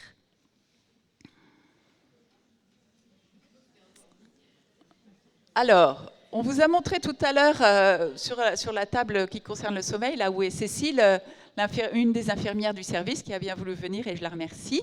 On vous a montré un agenda du sommeil et plusieurs personnes ont dit à quoi ça sert, parce qu'on ne voit pas trop, mais on veut bien remplir ça, mais à quoi ça va servir? Eh bien, cet agenda du sommeil, c'est un reflet. D'abord pour vous, c'est intéressant de voir finalement par rapport à l'impression que vous avez, combien de temps vous pensez dormir par nuit. Quelquefois, les gens disent « Ah ben, je marque plus de sommeil que ce que je ressentais finalement. Je dors peut-être un peu plus que ce que je croyais. » On va vous faire remplir cet agenda du sommeil, c'est jour par jour, avec des flèches au moment du coucher et du lever. Flèche vers le bas quand on se couche, flèche vers le haut quand on se lève. On assure les périodes où on dort. On laisse blanc les périodes où on ne dort pas. Et on va très facilement voir sur cet agenda s'il y a des éveils, si on a du mal à s'endormir, là il n'y a pas de difficulté d'endormissement sur cet agenda-là, si le rythme a tendance à se décaler, voilà, et les gens vont aussi évaluer la qualité de leur journée, enfin il y a différents types d'agendas. Je vous en montrerai un ensuite sur un patient, l'agenda d'un patient avec lequel on a travaillé. Une fois que vous avez fait votre agenda du sommeil, l'important c'est de voir si votre sommeil est efficace. Et là vous pouvez faire un petit calcul, vous allez compter le nombre de carreaux remplis. Donc là, par exemple, un carreau, c'est 1 heure. 1, 2, 3, 4, plus une demi-heure, 4h30 de sommeil sur cette première nuit, donc 4,5. Et le temps passé au lit, entre la flèche du coucher et la flèche du lever, il y a 9 heures. Donc 4, 5 sur 9, ça fait 50%. L'index d'efficacité de sommeil est de 50%. Chez ce patient, il avait fait son calcul d'efficacité de sommeil. Vous voyez, le mieux qu'il ait fait, c'est 78%. Et encore, il ne savait pas trop il a compté ça, mais il ne savait pas trop s'il avait bien dormi. Il avait mis en assuré un peu large pour dire que ce n'était pas sûr que c'était du sommeil. Pour bien dormir, il faut avoir plus de 85%. Donc ça veut dire que si on veut que le temps de sommeil sur le temps passé au lit soit de plus de 85%, comment on va faire? Soit on va dormir plus. Quand je suis insomniaque, j'ai beau vouloir dormir plus, j'y arrive pas. Soit on va diminuer le temps qu'on passe dans son lit. Et pour ça, il y a deux solutions. D'une part, on va dire « je me relève si je ne dors pas ». Donc je me couche déjà que quand j'ai envie de dormir. Ça s'appelle le contrôle du stimulus. Pour que j'ai envie de dormir, je vais dans mon lit, pour qu'il y ait un bon lien entre le lit et le sommeil. Je me couche que quand j'ai envie de dormir et j'établis un petit rituel avant d'aller me coucher. Les gens qui dorment bien, ils disent non, j'ai pas de rituel. Et puis s'ils réfléchissent, ils disent ah bah si, finalement, je me couche toujours du même côté. Ou souvent, on a une petite habitude même quand on dort bien. Et puis les gens qui ont des TOC, ils ont des rituels un petit peu trop longs, quelquefois qui les empêchent de s'endormir. Mais globalement, un rituel régulier, c'est bon pour aller se coucher. Ensuite, le lit doit être uniquement pour le sommeil. Je ne me répéterai pas avec les câlins. Et puis, on évite la télévision dans le lit, les outils connectés, la lecture trop longtemps dans le lit. J'ai mis lecture trop longtemps dans le lit parce que quelquefois, les gens lisent avant d'aller se coucher, ça c'est une bonne chose, sentent l'envie de dormir. Et quand ils vont se coucher, ils disent « Ah non, j'ai pas le droit de lire », ils posent le livre tout de suite. Et là, ils commencent à cogiter tout de suite. Donc si on sent qu'on a très envie de dormir, on peut aller dans son lit et lire les quelques dernières pages pour s'endormir dessus. Ça permet d'éviter de cogiter pour les gens qui ont un peu des problèmes d'insomnie. Et puis surtout, dans cette technique de contrôle du stimulus, si on est réveillé pendant plus d'une vingtaine de minutes, ou qu'on n'arrive pas à s'endormir en plus d'une vingtaine de minutes, que c'est long, qu'on tourne, qu'on vire, il faut se relever, faire une activité calme. Et on retourne se coucher que si on a envie de dormir. Mais si on a fait ça, il ne faut pas décaler le lever, même le week-end, ou il ne faut pas faire la sieste, parce que sinon, le cerveau il va prendre l'habitude de dormir en plusieurs étapes, en plusieurs fois, dans la nuit et dans la journée. Ça, c'est le contrôle du stimulus. Ça peut fonctionner pour améliorer l'insomnie, mais souvent, ça n'est pas suffisant. Et donc, on a une technique plus draconienne encore. C'est la RTPL. Ça veut dire restriction du temps passé au lit. Le but, c'est de regarder sur son agenda de sommeil combien de temps on évalue sa durée de sommeil. Le patient qu'on a vu sur l'agenda tout à l'heure, il avait à peu près 6 heures de sommeil, en moyenne 5-6 heures de sommeil, à peine, non, 5 heures de sommeil, 5h30 en moyenne, je crois, je ne sais plus. Et donc, on va dire qu'il ne faut pas passer plus de temps que ça dans le lit, sachant qu'au départ, on va continuer à se réveiller. Donc, il y aura une vraie privation de sommeil qui va être induite. Le but, c'est de faire marcher les mécanismes de récupération qui vont faire monter beaucoup plus haut la pression hémostasique du sommeil. Et vous voyez là, par rapport à la courbe normale que je vous montrais pendant le diaporama au départ, vous avez une pente qui devient beaucoup plus importante. C'est parce qu'on va beaucoup plus directement au sommeil profond et au sommeil paradoxal, comme Randy Gardner, qui avait fait ses 11 nuits sans sommeil. Donc, en faisant ça, notre but, ça va être d'atteindre une bien meilleure efficacité de sommeil. Au départ, on va se réveiller quand même la nuit. Malgré tout, il ne faudra sûrement pas se décaler le week-end, ni les vacances, ni faire de sieste. Donc, on informe toujours les patients qu'il y a un risque de somnolence dans ce cas-là. Faire attention à l'accidentologie. Et si on est stressé, on va empêcher les mécanismes de récupération de se mettre en place. C'est ça qui est problématique. Donc, comment ne pas avoir d'anxiété de performance si je sais que je vais être nulle au travail parce que je n'ai pas dormi de la nuit? Donc, on en a parlé un petit peu avec certains tout à l'heure, c'est communiquer au travail. On peut toujours dire je fais un traitement, ça va me fatiguer, je vais être moins performant, mais j'ai un problème de santé d'abord, je fais un traitement, ça va me fatiguer pendant quelques temps. Il y a des gens qui ont d'autres problèmes de santé, ils prennent des médicaments, ils sont fatigués. Je vais être fatigué pendant quelques temps, mais ça ira mieux après. Et là, on a un regard beaucoup plus empathique de son environnement, qui n'est pas à dire « Ah, elle est tout le temps fatiguée, elle est nulle, elle n'est pas capable d'agir dans son travail, elle ne fait pas bien les choses ». Donc, on peut communiquer pour avoir moins d'anxiété de performance le lendemain. Voilà, le patient que je vous avais montré tout à l'heure, pour mémoriser un petit peu son agenda de sommeil. Il y avait des grosses difficultés d'endormissement, il se couchait quelquefois 21h, voire 20h. Les heures de réveil et de lever étaient très variables, 7h, quelquefois le week-end 9h, même 10h presque. Quelquefois très tôt parce qu'il avait des obligations, enfin c'était très irrégulier. Il y avait des trous dans le sommeil, il ne dormait pas pendant 1 heure, 1 heure et demie, 3 heures quelquefois. Et donc on lui a fait faire la RTPL. Et voilà, à la fin de la prise en charge, comment il dormait. Voilà. Donc, à la fin de cette prise en charge, au début, bon, il avait beaucoup. Alors, ces petits signes, vous ne savez pas ce que c'est, les petites étoiles, c'est quand ils ont envie de dormir. Ils mettent des petites étoiles quand ils ont envie de dormir. Et là, au début, il signalait beaucoup d'envie de dormir. Même le soir, il avait du mal à tenir pour aller se coucher. Progressivement, là, il y avait encore pas mal de trous dans la nuit. Petit à petit, c'est devenu plus continu, donc il dormait un peu plus, mais il restait somnolent. Et donc, il continuait à rester somnolent en dormant plus. Et là, de lui-même, parce que d'habitude, c'est nous qui leur disons, mais là, il l'avait fait de lui-même, il s'est dit, je vais avancer un petit peu mon heure de coucher. Donc après, il disait, je suis encore un peu fatigué, peut-être qu'il faudra que je ragrandisse mon temps de sommeil. Mais en attendant, il commençait à aller mieux. Il avait pratiquement trouvé la durée de sommeil qui lui convenait. Donc ça, voilà à quoi ça sert l'agenda de sommeil, entre autres. Hein. Nous, ça nous permet de faire des diagnostics, mais ça permet beaucoup d'accompagner les patients insomniaques. Le souci, c'est que là, pour les consultations au centre du sommeil, suivant les pathologies, les délais ne sont pas les mêmes. Si on pense que vous êtes narcoleptique, vous nous verrez peut-être en 15 jours, mais si on pense que vous êtes insomniaque, vous ne verrez pas avant 3 ans, ou alors avant 1 an si vous acceptez d'être pris en groupe d'éducation thérapeutique. Donc vous voyez, les délais sont vraiment longs.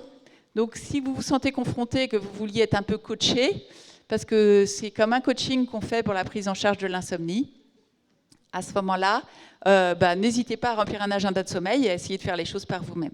Après, je vous ai parlé des fausses croyances, etc. C'est important aussi de réaliser pourquoi l'insomnie a commencé, parce que beaucoup de gens disent « je suis insomniaque parce que c'est génétique, parce que mes parents étaient insomniaques ». On n'a pas encore trouvé de gène dans l'insomnie, par exemple, et les patients, souvent, on pense qu'il y a beaucoup de phénomènes acquis, c'est-à-dire si on a entendu ses parents toute sa vie depuis qu'on est enfant dire « ah, j'ai pas dormi, je suis fatigué, etc. », on a peur d'être insomniaque et on a encore plus de risques de le devenir. Donc, le travail sur le stress, et ça a été quand même des choses qui ont été abordées bien en atelier. Vous êtes tous, je pense, assez conscients du fait que le stress peut empêcher de dormir. Et donc, on peut utiliser toutes sortes de techniques, sophrologie, hypnose, méditation de pleine conscience. L'idéal, une fois qu'on a fait des séances, c'est de s'entraîner tous les jours pour avoir ensuite la ressource en soi. Et ce n'est pas obligatoirement de le faire tout de suite par rapport au sommeil, parce que c'est souvent le moment où on a le plus de mal à se détendre. Au début, il faut le faire un petit peu dans la journée, tous les jours, jusqu'à avoir automatisé un petit peu ça et réussir à l'utiliser ensuite la nuit en cas de difficulté d'endormissement ou d'éveil nocturne. Les médicaments, je vous l'ai dit, mais ça perd son efficacité en quelques semaines. On peut avoir une dépendance à la fois physique, mais aussi psychologique. Et il y a beaucoup de risques d'effets indésirables en ce qui concerne les hypnotiques et les anxiolytiques. Quelquefois, on vous donnera des antidépresseurs, mais normalement, c'est une décision du médecin. Et puis, il y a tout ce qui est phytothérapie, homéopathie, acupuncture. Si c'est efficace, c'est pas mal, mais quelquefois, c'est un petit peu, on n'a pas confiance dans son sommeil, on a quand même besoin de prendre quelque chose pour dormir, alors que peut-être que si on est capable de dormir avec une tisane, c'est en fait qu'on est capable de dormir par soi-même. Si on veut se sevrer des médicaments, il sera souhaitable de les diminuer très progressivement. Mieux vaut prendre son temps, mais surtout ne pas revenir en arrière, ne pas réaugmenter, parce qu'on est dans l'échec et c'est difficile. Molécule par molécule, et avec prise en charge globale du sommeil, c'est-à-dire appliquer aussi toutes les choses que je vous ai dites avant. Les différentes causes de somnolence, vous voyez, il y en a pas mal. Et donc, vous avez la somnolence normale ou la somnolence excessive. La somnolence normale, c'est quand on a envie de dormir en début d'après-midi, parce que je ne vous l'ai pas dit tout à l'heure, mais dans notre rythme des 24 heures, on a souvent envie de dormir en début d'après-midi et spécialement la nuit aussi. Donc ça, c'est normal. Somnolence excessive, elle peut être induite, soit parce qu'on est âgé, soit parce qu'on manque de sommeil, la privation de sommeil, le décalage horaire, etc., ou le travail posté, qui peut induire de la somnolence. Et pathologique, eh bien, il y a des affections pulmonaires sur le plan les apnées du sommeil, neurologiques comme le syndrome des jambes sans repos, problèmes psychiatriques, post-traumatiques, des maladies de la somnolence particulières comme la narcolepsie, l'hypersomnie idiopathique, et puis des décalages de rythme comme le retard de phase ou l'avance de phase qui peuvent générer des somnolences. Évidemment, je n'aurai pas du tout le temps de vous parler de tout ça. Je voulais juste rapidement vous parler du travail posté. Le travail posté, certains d'entre vous y sont certainement confrontés. Donc, pour parler du travail posté, on va Alors, cette petite feuille-là, on l'a sur la table du stand. Si vous voulez, vous en avez à votre disposition, avec au dos des explications. Mais pour vous expliquer, grosso modo, comment ça fonctionne. Quand je travaille du matin, je vais me réveiller tôt, parce que je suis obligée d'aller travailler. Peut-être que si j'avais voulu me coucher 2 heures avant, j'essaye, mais le sommeil ne vient pas, parce que mon horloge biologique, elle ne peut pas tout à coup décider de me faire dormir 2 heures plus tôt. Donc, je vais me lever, je serai en privation de sommeil. Éventuellement, si j'ai besoin d'avoir un petit peu la forme, je prends une petite collation, je pars travailler. Il y a un risque peut-être de somnolence si j'ai vraiment une nuit trop courte, et surtout de somnolence au retour du travail. Et quand je rentre du travail, je vais faire une sieste. Mais beaucoup ont entendu dire qu'il fallait faire une sieste de 20 minutes. Une sieste de 20 minutes, c'est pas quand on est en travail posté, c'est pas tout à fait suffisant en fait. C'est juste pour les gens qui travaillent de jour, qui manquent un petit peu de sommeil et qui veulent être un petit peu en forme au travail. Mais quand on est du matin, on a besoin de finir sa nuit. Et donc on a besoin de faire soit peut-être 1 cycle ou 2 cycles de sommeil, sauf si on est vraiment très court dormeur. Pour savoir si vous êtes court, moyen ou long dormeur, le meilleur moyen de le savoir, c'est de regarder ce qui se passe pendant vos vacances quand vous dormez correctement. Supposons que vous prenez 15 jours ou 3 semaines de vacances. Il faut voir à la fin des vacances, si vous êtes en forme dans la journée, combien de temps vous dormez par nuit. Et souvent, les gens disent « Ah ben non, mais moi ça va, j'ai besoin que de 7 heures de sommeil. » Et puis en vacances, ils dorment 9 heures. Ben, c'est 9 heures leur besoin de sommeil, en réalité. Donc c'est vraiment important pour savoir votre typologie, de vous étudier vous-même pendant les vacances. Et à partir de là, vous saurez ce que vous devriez dormir aussi en période de travail. Alors, tout à l'heure, sur le stand, beaucoup m'ont dit « Ah oui, mais là, moi, j'ai des choses à faire. » Il faut... Et on ne rit pas parce que c'est normal, en fait, les gens qui sont en travail posté, ils pensent que ils ont plein de choses à faire à la maison, qu'il faut les faire, parce que sinon, leur entourage ne va pas être très content. Mais en fait, s'ils étaient au travail, là, ils ne feraient pas tout ça. Ils n'iraient pas chercher les enfants à 16h30 à l'école. Ils ne feraient pas 3 machines dans l'après-midi. Ils ne s'occuperaient pas de construire l'extension de la maison ou de faire le potager du jardin. Et c'est vrai que si on fait toutes ces choses-là, on est privé de sommeil. Et si on est privé de sommeil, il y a les risques de somnolence. Et puis, il y a tous les risques pour la santé dont je vous ai parlé au début de l'intervention. Donc, c'est vraiment important de faire la sieste récupératrice quand on est en poste du matin. Quand on est d'après-midi, on va se coucher tard, souvent se lever plus tard. Mais quelquefois, on va ressentir le besoin quand même de faire une petite sieste après le déjeuner. On peut la faire, ou juste avant le déjeuner, avant d'aller travailler. Mais ça, c'est pas toujours évident de mettre une sieste là, puisqu'on part travailler quand même assez tôt, il faut avoir le temps de déjeuner. Quand on travaille de nuit, souvent, quand on veut dormir sur le matin, on dort moins longtemps. On se réveille spontanément. On dit, bah oui, j'arrive pas à dormir plus longtemps. Parce qu'en fait, le sommeil de jour est un peu plus difficile. Mais en réalité, si après le déjeuner, on se pose à faire des activités calmes, on va peut-être se rendre compte qu'on est capable de finir son temps de sommeil de la journée. On aura peut-être une nouvelle porte du sommeil ouverte ici pour redormir un peu. Et ça permettra d'accumuler moins de privation de sommeil. Et les jours de repos, on récupère son sommeil. Et s'il en manque encore un peu, on peut refaire une petite sieste après le déjeuner.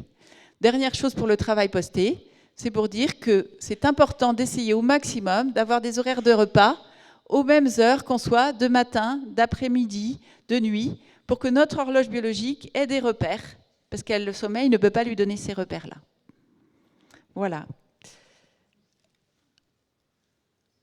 Donc, ce qui est difficile, il y a le facteur sommeil, le facteur domestique et le facteur chronobiologique. Le facteur sommeil, c'est est-ce que j'arrive à dormir pour faire toutes ces choses-là, pour rattraper mon sommeil? C'est plus facile pour les courts dormeurs que pour les longs dormeurs. Le facteur chronobiologique, si on est le soir, je vous disais, plus facile de travailler de nuit ou d'après-midi. Les jeunes ont plus de facilité quelquefois à adapter leur horloge, c'est pour ça que c'est plus dur en vieillissant. Mais le facteur domestique, c'est vraiment celui sur lequel vous pouvez agir en vous disant, mais si en fait je travaillais dans la journée, je n'aurais pas le temps de faire toutes ces choses-là, il faut que je préserve mon sommeil. Je vous remercie de votre attention.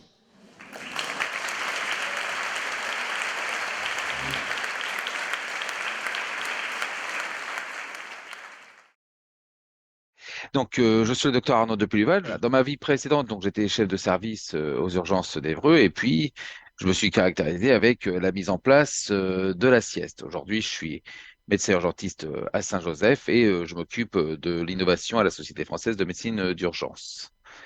Et enfin, dernier casquette, je suis aussi officier de réserve du service de santé des armées et vous allez voir, ça a une importance dans les choses qui ont été mises en place auparavant. On vit à coup de préjugés. Et pour reprendre une publicité célèbre, préjugé numéro un, eh bien, euh, nous sommes des hommes et des femmes avant tout. C'est-à-dire que nous sommes des humains, c'est-à-dire que nous avons des besoins physiologiques, on fait de la fatigue et on fait des erreurs. Et c'est normal de faire des erreurs. Or, nous sommes dans une société médicale qui ne tolère pas l'erreur et toute erreur est vécue comme un échec. Or, une erreur, c'est normal. On est des humains et ça, c'est quelque chose qu'il faut garder à la tête et la fatigue va majorer notre taux d'erreur. On a beau être le meilleur médecin, le meilleur infirmier qui puisse exister, quand on est fatigué, on fait des erreurs et c'est physiologique. Deuxième préjugé, bah, la vocation, c'est bien. Hein, on a un métier à vocation, c'est beau, mais la vocation, ça reste quand même un travail. Et il va falloir s'effacer de la tête différentes choses, hein, notamment que depuis 1918, les infirmiers ne sont plus des bonnes sœurs. Ça a l'air si évident comme ça, mais dans la réalité, c'est pas si évident. Dans notre tête de soignant, on est encore très branché sur cette ambiance de vocation, de don, vraiment le côté bonne sœur. Et c'est aussi une vision qui est dans le grand public. Il suffit de voir cette publicité d'une société d'assurance, je vous rassure, c'était pas GPM, où l'infirmière, elle quitte son travail, elle voit plein de camions de pompiers arriver. Qu'est-ce qu'on voit le plan suivant? Elle est retournée au travail. Et le problème, c'est que les gens, ils vont avoir cette vision-là. Alors, ils ont eu beau nous applaudir joyeusement du haut du balcon, ils seront très vite revenus à la normale en étant particulièrement agressifs. Et je me souviens d'un patient aux urgences qui commence à râler parce qu'il me dit, oui, ça fait 3 heures que je suis là, je suis allongé sur le brancard et les infirmiers sont partis manger. Je lui explique que bah, les infirmiers sont partis manger. Bah oui, la moitié de l'équipe est partie manger, avec l'équipe médicale d'ailleurs, et l'autre moitié de l'équipe est là pour s'occuper de lui. Et puis, bah, c'est un monsieur qui a une cinquantaine d'années. Je lui dis, vous, dans votre boulot, vous faites une pause de midi. Et là, il me répond, oui, mais vous, c'est pas pareil. Et c'est là où c'est intéressant. C'est pourquoi est-ce que nous, ce n'est pas pareil? En quoi le soignant n'est-il pas un humain comme les autres? Et on a un impact au niveau de la société, mais aussi au niveau de nos propres motivation pour dire que bah, on n'est pas complètement humain finalement. Et vous regardez, ça se voit surtout chez les soignants, hein, les infirmiers, les aides-soignants qui vont manger à pas d'heure, qui vont s'épuiser au travail pour le bien-être du patient. Mais finalement, s'épuiser au travail, ne pas manger, on l'a vu juste avant, c'est physiologique de faire des erreurs. Et quand on est fatigué, on fait des erreurs. Finalement, ne pas manger, ne pas se reposer, c'est être maltraitant avec le patient puisque techniquement, on va augmenter le taux d'erreur de façon physiologique. Donc, il va falloir lutter contre cette vocation, et cette vocation, c'est encore plus dans nos têtes de soignants que dans celles des patients. Troisième préjugé, bah, la QVT, c'est intéressant. Aujourd'hui, on a du mal à recruter un peu partout, on a du départ d'infirmiers. La qualité de vie, bah, ça diminue les arrêts de travail, c'est vraiment du rapport gagnant-gagnant. Moi, dans mon service, j'avais un turnover d'infirmiers alors que j'étais aux urgences de 9 ans et je recrutais 4 assistants par an. Alors, vous voyez, souvent les salles de pause, hein, voilà, on aimerait que ça soit ça, notre salle de pause. Bon, dans la réalité, c'est plutôt ça. Et la salle de pause, c'est clairement quelque chose qui est négligé. On voit pas, alors tant au niveau des directions que des personnels d'encadrement, on voit pas forcément l'intérêt d'avoir des fauteuils confortables, un lieu un peu sympa, hein, vous voyez, comme celle en bas à gauche. Alors, c'est d'autant plus décevant que celle en bas à gauche, on pourrait se dire que c'est un hôpital aux États-Unis, en Angleterre, en Australie, vous voyez, des endroits où c'est un peu sympa. Bah, pas du tout, c'est en Russie. C'est un hôpital à Moscou. Voilà. Et ben, même les moscovites, même au pays de Poutine, on fait plus de qualité de vie au travail qu'en France. C'est quand même un petit peu dommage. En autre préjugé, eh bien, je suis habitué au nuit. Ça, on l'entend régulièrement de la part des équipes, mais voilà, on vous l'a montré juste avant, bah, le travail de nuit, c'est pas physiologique, et on considère qu'un travailleur de nuit va avoir une dette de 45 nuits par an. Et puis donc, bon, ça, je reviens pas dessus, mais oui, on vous l'a montré juste avant, hein. Bah, les travailleurs de nuit, l'étude du réseau Morphée, je reviens pas dessus, génère des troubles du sommeil chez les travailleurs. Mais le plus important, c'est peut-être ça, c'est que Ça, c'est l'expérience personnelle de notre service. On peut mourir de fatigue. En fait, Nicolas, un interne, il est sympa, hein, mais il prend plein de gardes tout le temps. Et en fait, on ne le sait pas. Il prend des gardes en réa, il prend des gardes, il demande aux impermanencières du SAMU, comme il habite à l'internat, de l'appeler quand une grosse intervention se mure. Et un jour, voilà, bah, je suis de garde, je l'attends, et jamais il n'arrivera aux urgences. Il va mourir, il va s'endormir au volant de sa deux chevaux, un truc d'étudiant, il a une deux chevaux, et ben il va s'endormir, il va rencontrer un mur juste en travers, et il va mourir sur le coup. C'est quand même dommage à 28 ans de mourir de fatigue parce qu'on a voulu donner trop, parce qu'on avait la vocation, parce qu'on voulait faire mieux, et ben voilà. Voilà où on en arrive à négliger ses propres besoins, on finit à avoir des jeunes internes qui meurent. Donc voilà, donc imaginez bien que dans le service, ça a généré un impact et ça a été important. Ça a été un déclic pour la mise en place des protocoles de sieste dont je vais vous parler. Alors je vous disais, j'ai une partie militaire hein, dans ma vie. Et ben dans les armées, c'est normal. L'Institut de recherche biomédicale des armées, eh bien ils ont édité un guide qui s'appelle le guide de gestion du cycle veille-sommeil en opération.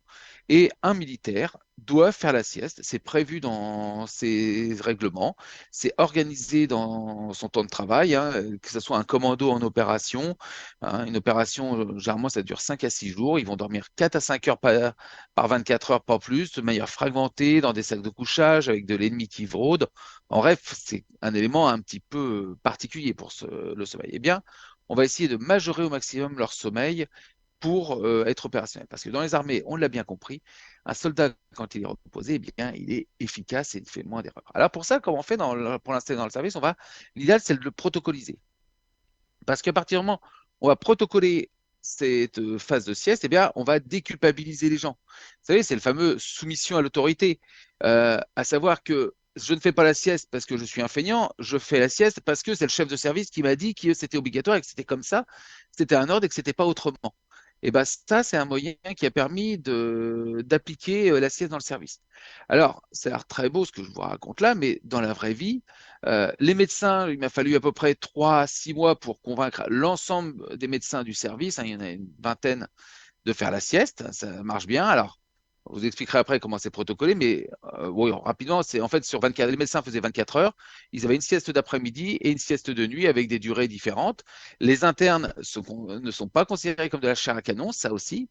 Dans beaucoup de services, on l'oublie trop souvent. Et vous voyez, par exemple, l'interne des étages qui, lui, arrivait, faisait sa journée de service, hein, où le service le lâchait à 18h30 00 pour qu'il aille prendre sa garde. Ça veut dire quoi? Ça veut dire qu'on a un jeune interne qui va enchaîner toute sa journée, faire sa CV, et à 18h30 00, il enchaîne direct aux urgences sans aucune pause. Eh bien, on le faisait commencer à 19h, en fait, pour qu'il aille au moins 30 minutes pour souffler. Ça a l'air d'être des évidences, ce que je vous dis. Mais en fait, dans la vraie vie, regardez à quel point on peut être maltraitant envers nous-mêmes, envers nos collègues, en refusant tous ces petits moments de pause. Les soignants, c'était plus compliqué. Les infirmiers, il a fallu presque un an et demi pour réussir à convaincre les infirmiers. Et encore, il y en avait encore qui résistaient au protocole parce qu'il y a cette culpabilité qui est ancrée dans notre culture soignante et qui nous empêche de prendre soin de nous. Et c'est vraiment une mentalité qu'il va falloir changer si on veut que ça puisse durer. Alors, il y avait une organisation hein, pour le médical, notamment. On avait organisé une veille permanente. C'est-à-dire qu'il n'y a pas de médecin. Souvent, les médecins, ils vont travailler toute la nuit et puis à la fin de nuit, ils vont aller se poser au même moment. Et puis, il suffit qu'il y ait un malade qui arrive et qui soit grave, on va réveiller un des deux médecins qui va prendre des décisions alors qu'il vient de se réveiller. Heure, on l'a dit, prendre des décisions quand on est fatigué, c'est être dangereux. Et donc, on avait mis en place un système où il y a une prise de poste permanente, hein, c'est-à-dire qu'il y a un médecin qui est éveillé pendant que l'autre dort, puisque la sieste est protocolée, c'est chacun son tour. Et pour que l'acceptabilité soit faisable, eh bien, c'est simple. J'avais pris le protocole de la patrouille opérationnelle de l'armée de l'air. La patrouille opérationnelle, c'est quoi? C'est en fait deux pilotes de Rafale qui peuvent intercepter un appareil, n'importe quel aéronef qui survole la France en moins de 5 minutes. Et pour ça, eux, ils ont un protocole. Ils ont celui qui est debout, c'est le leader, il va se coller à côté de l'avion, il va donner les signes, il va prendre la décision de tir. Et le deuxième, celui qui dormait, il va être réveillé Et lui, il va être l'ailier. Donc, en gros, son rôle, ça va être de se mettre dans les 6 heures et d'appuyer sur le bouton du missile. Oui, non, mais il ne prendra pas la décision d'appuyer. Il va ne faire que exécuter les gestes. Eh bien, on a fait la même chose pour les médecins. Celui qui est debout, c'est celui qui est le team leader, il prend les décisions médicales. Celui qu'on réveille, c'est celui qui va intuber, mettre un cathéter central, enfin bref, qui va faire autre chose qu'un acte avec une réflexion. Il est là uniquement pour faire un geste technique et donc ce protocole de réveil précoce, ça permet d'assurer une sécurité pour les patients. Alors, comment on fait ça en pratique? Eh bien, il faut organiser un lieu de repos. Vous voyez, ça c'était, on avait utilisé le bureau des internes puisque justement le bureau des internes, il était libre la nuit pour organiser une salle de sieste pour les soignants.